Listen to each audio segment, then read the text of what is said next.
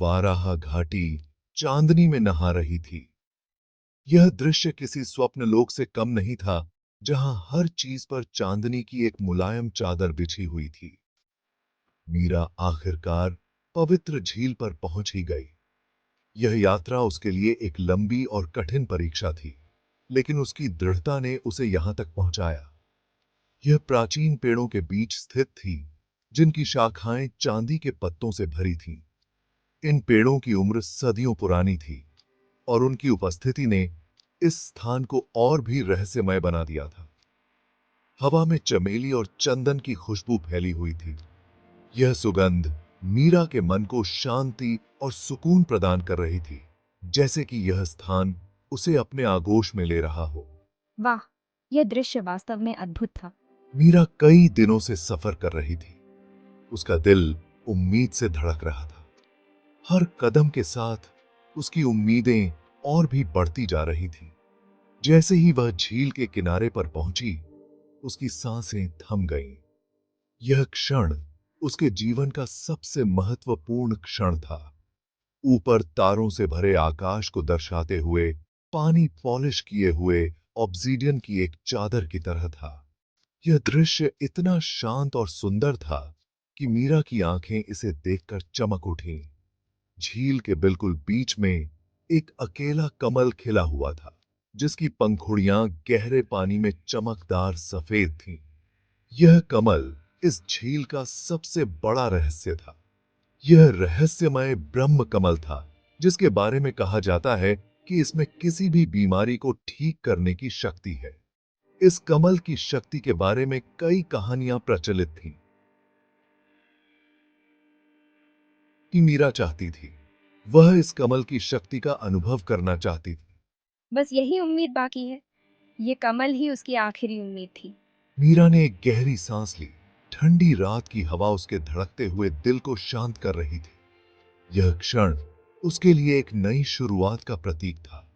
उसने बचपन से ही इस झील के बारे में कहानियां सुनी थी। ये कहानियां उसकी दादी ने उसे सुनाई थी, जो खुद भी इस झील की रहस्यमयता से प्रभावित थी। किंवदंतियों ने इसकी पवित्र प्रकृति, इसकी शक्ति और इसके भयानक रक्षक के बारे में बताया। यह झील हमेशा से ही एक रहस्य और आकर्षण का केंद्र रही है। अब इसके किनारे पर खड़ी होकर उसने खुशी और भय दोनों का अनुभव किया। यह क्षण उसके जीवन का सबसे महत्वपूर्ण क्षण था और वह जानती थी कि यह झील उसकी किस्मत बदल सकती है। घाटी में एक धीमी गड़गड़ाहट गूंज उठी, जिससे शांति भंग हो गई। यह आवाज इतनी गहरी और गूंजती हुई थी कि ऐसा लगा जैसे धरती खुद जाग रही हो। झील की सतह, जो कुछ क्षण पहले एक आदर्श दर्पण थी, लहरने लगी। पानी की सतह पर अचानक उठी लहरें जैसे किसी अदृश्य शक्ति का संकेत दे रही थी।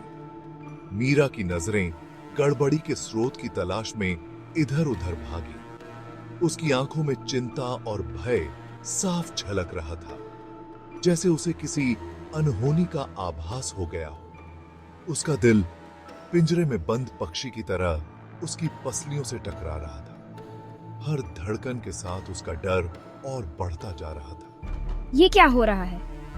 ये सवाल उसके होठों से फिसल गया, लेकिन जवाब कहीं नहीं था। धीरे धीरे शानदार ढंग से झील की गहराई से एक आकृति उभरने लगी। यह आकृति जैसे किसी प्राचीन रहस्य को उजागर कर रही थी। यह विशाल था। इसके शल्क चांदनी में पॉलिश किए हुए पन्ने की तरह चमक रहे थे। हर शल्क पर चांदनी की किरणें जैसे किसी जादू का आभास दे रही थी। दो आंखें, ठंडी और प्राचीन, मीरा पर टिकी हुई थीं।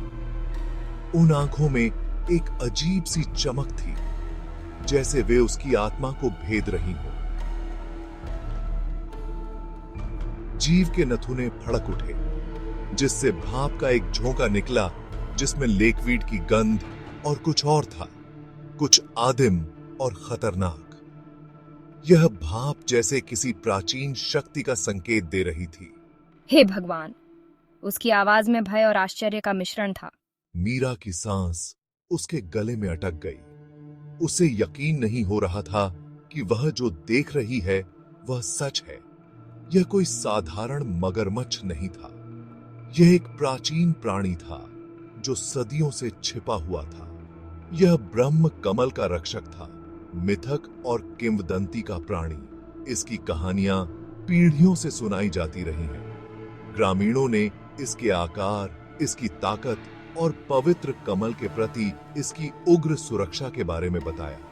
उन्होंने कहा कि यह प्राणी केवल तब प्रकट होता है जब कमल को खतरा होता है। कुछ लोगों ने कहानियों को केवल अंधविश्वास कहकर खारिज कर दिया, लेकिन मीरा ने हमेशा विश्वास किया था। उसे विश्वास करना था। उसके दिल में एक अजीब सी उम्मीद थी। उसके भाई की जान इस पर निर्भर थी। वह जानती थी कि उसे इस प्राचीन रक्षक की मदद की जरूरत है। मीरा की दादी की आवाज उसके कानों में गूंज रही थी, जो प्राचीन किस्से सुना रही थी। दादी की कहानियां हमेशा रहस्यमयी और ज्ञान से भरी होती थीं, जो मीरा को एक अलग ही दुनिया में ले जाती थीं। रक्षक कोई राक्षस नहीं है मीरा। वह एक रक्षक है, एक द्वारपाल है। उसकी भूमिका केवल सुरक्षा करना नहीं है, बल्कि सही व्यक्ति को पहचानना भी है। वह एक रक्षक है, एक द्वारपाल है। उसकी आंखों में सदियों का अनुभव और ज्ञान है। वह उन लोगों की योग्यता की परीक्षा लेता है जो ब्रह्म कमल की शक्ति चाहते हैं। यह परीक्षा केवल शारीरिक नहीं, बल्कि मानसिक और आत्मिक भी होती है।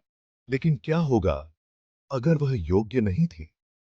क्या होगा अगर उसकी आत्मा में वह शक्ति नहीं थी जो इस परीक्षा को पार कर सके?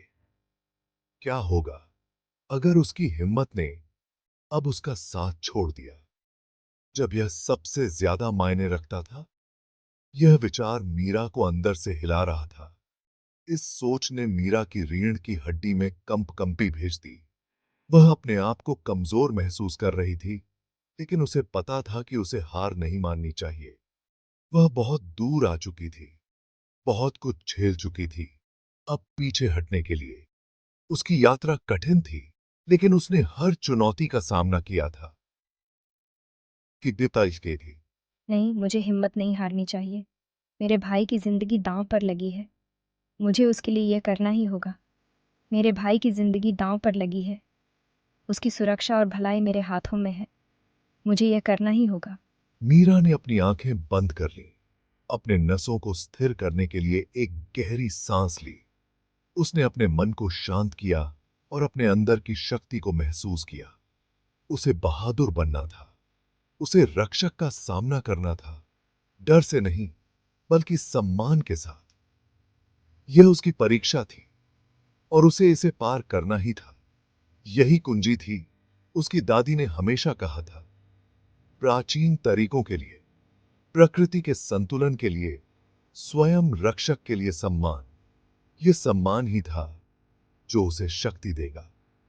अपनी आंखें खोलते हुए मीरा ने प्राणी की निगाहों से मुलाकात की। उसकी आंखों में आत्मविश्वास और दृढ़ता थी। यह एक ऐसी निगाह थी जो सदियों से चली आ रही थी। एक ऐसी निगाह जिसमें जंगली जानवरों का ज्ञान और क्रूरता थी। यह निगाह मीरा को उसकी आत्मा तक छू गई। उस क्षण में मीरा को पता था कि उसकी यात्रा अभी शुरू हुई है। यह केवल एक शुरुआत थी और उसे अपने लक्ष्य तक पहुंचने के लिए हर चुनौती का सामना करना था।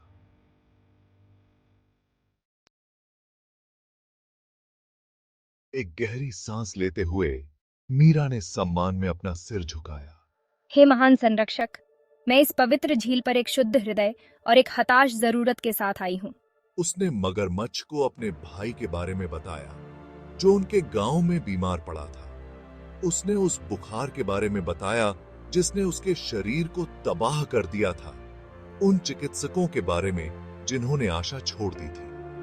केवल ब्रह्म कमल अपने महान उपचार गुणों के साथ ही अब उसे बचा सकता है। मैं आपसे विनती करती हूँ, मुझे पवित्र कमल से एक पंखुड़ी लेने दो।